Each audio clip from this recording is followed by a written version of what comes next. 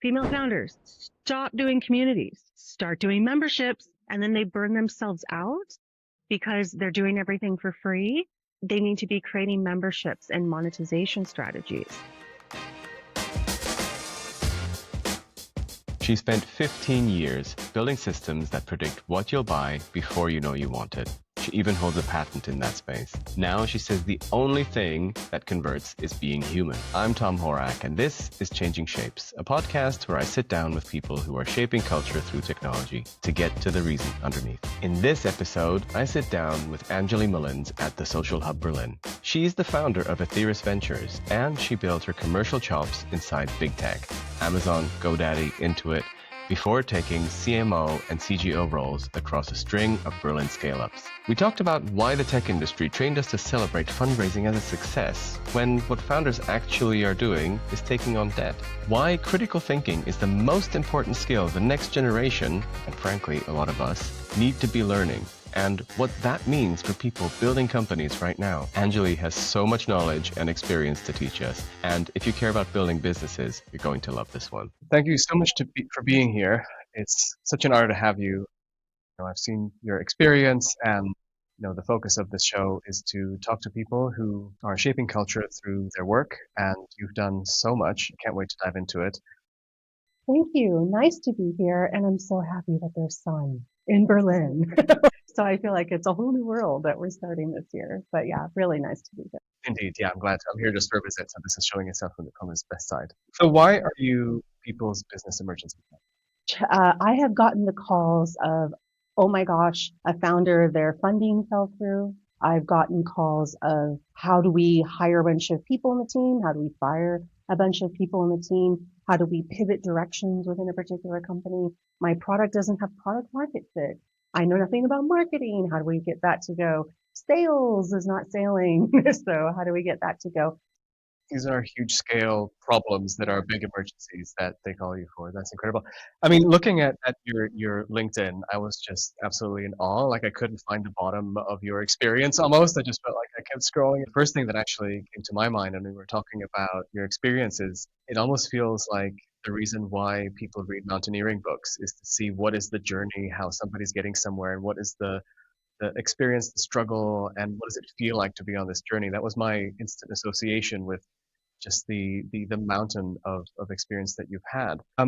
What's it been like navigating that career? It's really interesting. I focus on marketing and go to market now, but I started as an outbound salesperson. So to all the viewers, this was before HubSpot, before Salesforce, original outbound where you had to go in and knock on the doors of the company offices and very quickly get kicked out of people's offices. So you learn how to get a thick skin really fast. And I have to say, having this kind of sales role taught me more about business and life than I think most people learn in a decade. So I did it the old fashioned way, the hard way, worked my way up the ladder in big tech, learned all of the, I'll call it underbelly, right, of big tech, and then came to scale up land and have been there ever since. But it's been a phenomenal career, and I've worked in many cities across the globe as well. So there's a huge cultural piece, which maybe we'll talk about. But maybe diving into that first experience, what did that feel like? Because I think a lot of people, we see you in your final form now, and you can just manage these kinds of meetings and walk up to people and have that thick skin. But I think a lot of people starting out, was it the first time for you? Was that difficult? What did that feel like? It really was. Everyone is looking for some kind of process or a secret sauce or a playbook, right, to do it. Um, for me, it was just throw you into the pool, and literally it was just knock on someone's door, figure out if you can get in, get past the gatekeeper, right? And this gatekeeper was like literally sitting in the front of the office. You could not get past this person. And it taught me a lot about myself, how I react to situations, how you react to fear, how you react to challenges, and figuring out how to make a success of it. And I think these are all topics that they don't teach in business school anymore. All they do is they teach you your straight function, product sales, marketing, whatever you're doing. They don't teach you about mental resilience. They don't teach you about overcoming challenges. They don't teach you about how to pivot. They don't teach the psychology of putting together teams anymore. So I'm actually quite shocked when I talk to founders nowadays. They're coming out of boot camps, they're coming out of accelerators. They don't know anything. Why is it not taught anymore? I think we're in this, I'll call it tech machine. So when I first started, and I know TechCrunch has now left Europe, which I'm sad about, but when I was coming up the ranks and TechCrunch would announce, XYZ company raised 20 million, 50 million, whatever the number it is, everybody was clapping and it's an accomplishment. And it is. But what is it really? It's that founder just took on 20, 50 million of debt, right? Because they didn't have enough revenue traction to make that money themselves.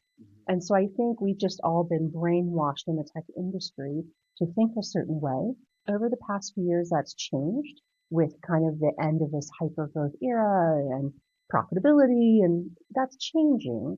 But I think people still have this dream. I think before it was very trendy to be C-level anything. Now it's very trendy to be a founder. It's just a trend. Everyone you talk to, especially in Berlin, so any viewers in Berlin, like you walk down the street in every coffee shop, you've got like 10 founders, right? What does that really mean? And then these founders are coming in from a point where they just have to sink or swim and figure out these tools that they're not being taught on the job and somehow make it up as they go, which is kind of inefficient in a lot of ways.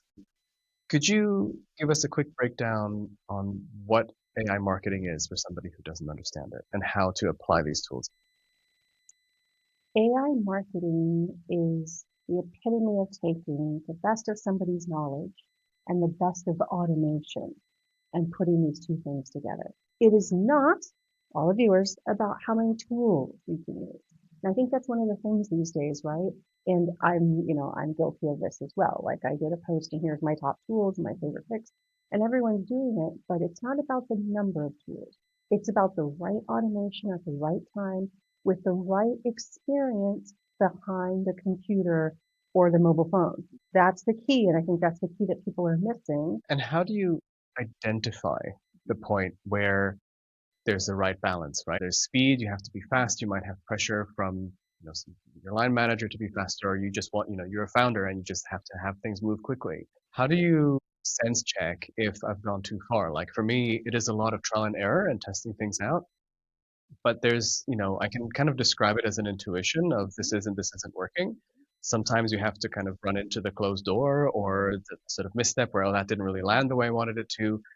This is a great question because there's a whole generational shift happening right now. So I'm part of the millennial group. I actually grew up in an age without smartphones, right? Before Google Maps, you actually had to know where you were going. When you called somebody, you actually had to depend that they were going to show up, right, for the coffee. And you actually had to do the critical thinking behind the scenes to solve problems. So it's quite interesting because you have a new generation now, and the only thing they know is Google, AI. So you really need that critical thinking behind the skills to gut check the AI tools. So for people like us, we will more or less be okay. We will ride the AI wave, but I'm super concerned about the next generation coming in because they don't know the difference. They weren't trained. So I watched, I forget, it was some kind of show in the UK, and it was teachers of, I'll say, primary school children. They're not teaching physical handwriting anymore. Now, scientists have talked about, right, the relation between mind, writing, retention, comprehension, and learning. The next generation isn't learning that. And that generation is now, all they're growing up with is ChatGPT, Claude, whatever they're using. They don't have the same experience like we do to gut check hallucinations or to know the right strategy. They're just taking it for granted. And we all know that these AI tools are biased. We know that. So I think there's broader implications, right, for what that means. And if you look at the Anthropic CEO, so if you've ever listened to anything online that I've done before, I talk about please watch his interview with Anderson Cooper on CNN. He did an astonishing interview on national television where he talks about 30% or more unemployment, in the next few years coming. And guess what those jobs will be? It's going to be the entry level to mid-level roles because AI is doing it. It's going to be a huge problem. There is, and it's quite interesting. So it's reverting back to analog. And I think you're starting to see this in the social context. I actually just spoke to a founder last week. He has an analog community meetup for expats in Berlin because they are so tired of trying to connect via online. And we're not talking about dating. We're just talking about getting together to meet other people, right? And they can't figure it out. And people just want to go somewhere, put the mobile phone away, and talk about real issues. Think through. I mean, when I was growing up, we actually were encouraged to talk about world issues, world topics, personal dynamics. It was okay to have a different opinion, right? It wasn't seen as baiting on social media or trolling. It was okay to have a different opinion and to really converse it out. And this helped human connection. It helped cognitive ability, right? People were actually challenged by different topics. We don't have that anymore. In the age of social media, it's like everybody's just, I forget the term for it, when you just watch what you think is correct. Exactly. And that's all you watch. Yeah, yeah. You're such an amazing educator, and how you communicate these things is so great. And one question I really wanted to ask you around critical thinking, because I agree with you that it is so crucial moving forward. It is the number one skill. Would you have a take on how to teach someone who, say, 5, a 15, and a 25-year-old? How would you say this is how you learn critical thinking at that age so that we can learn the skill? Because for me as well, it was never, through my education system, nobody ever said the word critical thinking. I did learn it, but it wasn't because I had to, yeah, exactly. But it wasn't a thing that was specifically exercised. And I think it is, if you can name something, you can focus on it. The first rule of critical thinking is a child who is not biased, right? So a person who is not swayed either way. So take the 5-year-old, give them the chance to figure it out. There was actually a show, Are You Smarter Than a 5-Year-Old, in the US, right? So interesting, to watch. But if you take out the biases and just let these children think, they will come up with the best idea, right? Because they don't have someone telling them, no, you can't do it, or it can't be done. There's also a cultural bit. So being here in Germany, and I'm from the States, my accent, I came from a culture where you could do anything, right? And it wasn't some whimsical pipe dream. It was real. And you think about anything in history, technology, social change, it's always been that person that says, no, we can do this. We can make it happen. So that's with the 5-year-olds. The 25-year-olds, you just have to get them to actually talk, right? 25, yeah, face to face, in person, and not talk about the weather, but talk about core key issues and really go face to face with someone who has the opposite view and learn how to debate a topic and still be friends after the end. That is what's going to keep society together in the future. I go back to the Google Maps example. I'm totally guilty of this. I can't go anywhere now without Google Maps, right? Even in my own neighborhood. It's taken away your cognitive ability just to understand where you are. But there's that element of, it is, for me, it starts off with, well, I know this route, but I want to check what is the traffic like, because there might be a traffic jam. So there's like an easy way in, and it makes certain things easier. And the same thing with face-to-face interactions. They are hard. They're scary. They make you nervous. You might, what am I going to do with this disagreement? These are quite. Any of the theorists that you hear online, they call this the fourth technological age, right? The fourth revolution. The last one was industries and factories. This is the fourth one, and it's gonna go fast. And anything that goes this fast, there's gonna be mistakes. We just have to try to limit the damage of the mistakes. So double tapping on authenticity and using AI. I think it's interesting to saying that human connection and trust is the biggest differentiator. We totally agree. At the same time, we're using these tools. I noticed that you have custom GPTs on your website where you can help teach people and that you've trained them on your work. How do these things fit in? And I'm asking that as someone who's also using these tools. Custom GPTs aren't completely you, right? It's giving a piece of you, but it's not that human connection, the human authenticity. But then you also want them to be as valuable as possible. The GPTs that I have are functional. Like I have a pitch deck evaluator one, a sales pitch one, a go-to-market one. Functional, right? If we're looking for authenticity, then I say, let's meet for coffee, right? Or if they're in a different country, let's at least hop on a video call. And even this morning, I spoke with a founder. I've got my hair up, I've got my gym clothes on, there's no facade there. And I'm like, okay, let's just talk this out. What do you need? Kind of thing.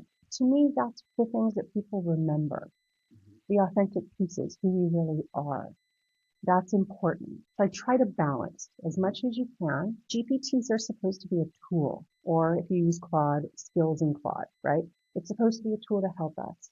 We did not write Claude. We are not behind, right, the source code of Claude. So it cannot be us, even though it tries to mimic us, which is why it's still so important meet in person. And whenever I meet a founder, I actually don't want to read their pitch deck beforehand. I do not want to hear about their company beforehand. I just want to sit down like we are now, and I want to have a tea or a coffee. How are you? Where are you from? Tell me about you, right? The proximity or how close AI can get to being like us. My take on it is always that it doesn't understand death, that it cannot die. And that to me is, and I mean, maybe I realized after having this thought that it's very much the sort of arc of Data from Star Trek: The Next Generation.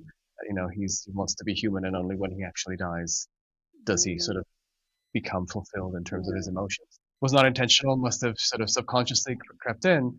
But I think even if these connections can happen, it doesn't understand the impact of the advice it's giving me.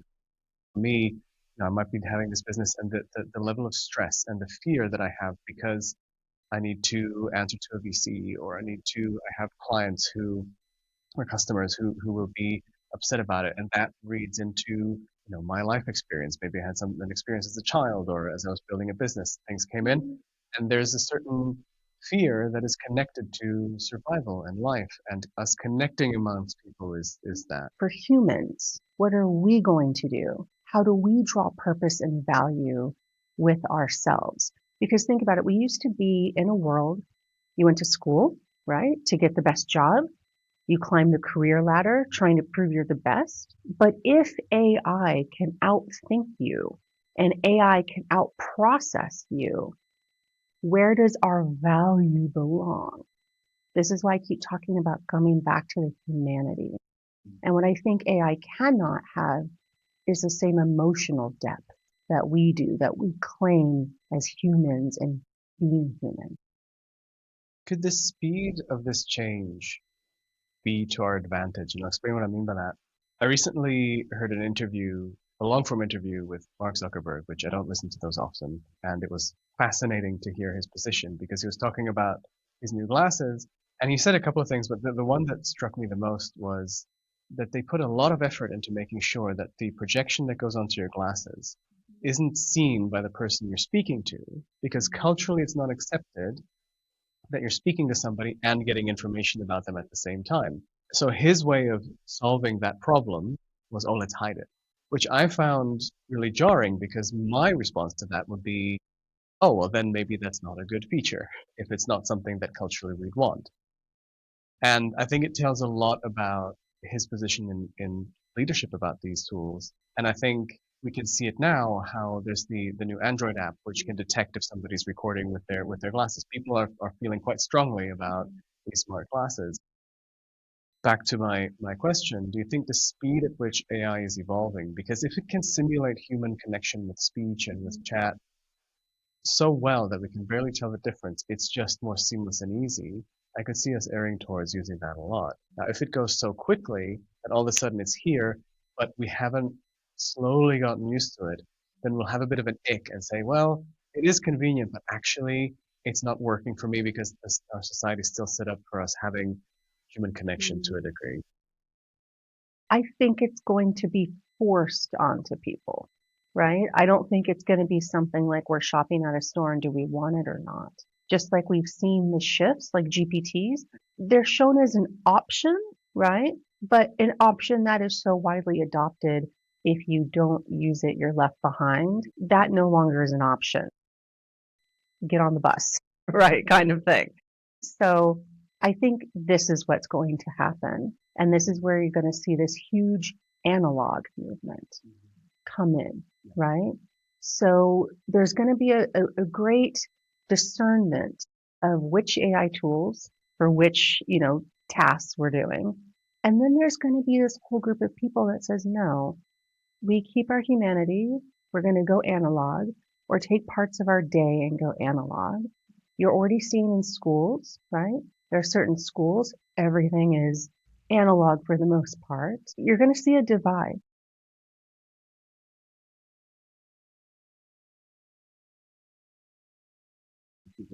I think Aetheris, yes. you'll be shaping culture. Mhm. What will you do there? Mhm. How will you be doing that? What are your plans? How will Yeah. you be, will it be in the East? Will it be here? It's going to be everywhere. So definitely very global. Actually, I'm going to be the end of this week meeting a founder who she just got her flight from Dubai. She's in Dubai, and she's coming over because we didn't know, right, with the planes. But I am very focused on working with female founders, purpose-driven founders, founders that are building something just beyond the next feature of a SaaS software, right?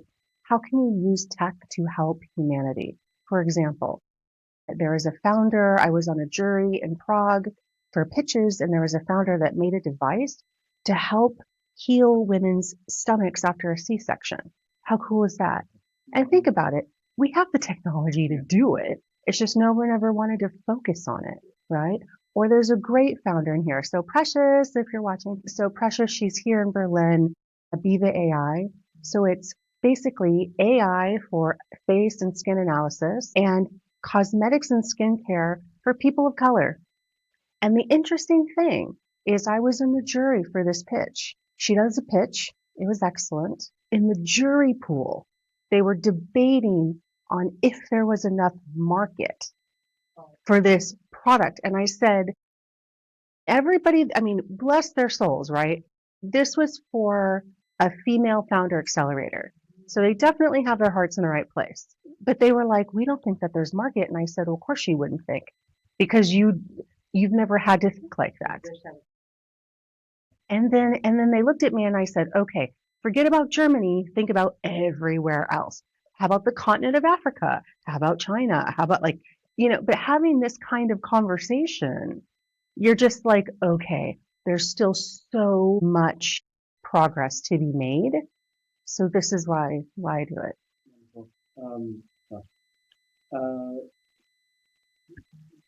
Yeah. It's funny. It reminds me of I don't know if you know Epcot in Florida. It reminds me. I mean, this I don't know, was from the '70s or something, and they have that. Have you ever been? I don't know. I used to live in Florida, and as a kid, we did go, and some of the things are nice, and of its time. I remember going there as a young adult because my brother's a lot younger, and they have this sort of lake where you walk around and visit all the countries. And their selection of countries is really interesting because the time, and it just spontaneously reminded me of that, at the time the Soviet Union didn't exist. So none of the Soviet countries were there. But the worst part of it was the entire continent of Africa was between Norway and Austria, two little stands of which one sold beads and the other hot dogs. I'm like, what are you like? But this is 50 years ago that they built this, and we're still having these conversations in those rooms. I always say, look at where China invests. They're so brilliant when it comes to business. They're investing heavily in Africa. African countries are now starting to take their sovereignty back.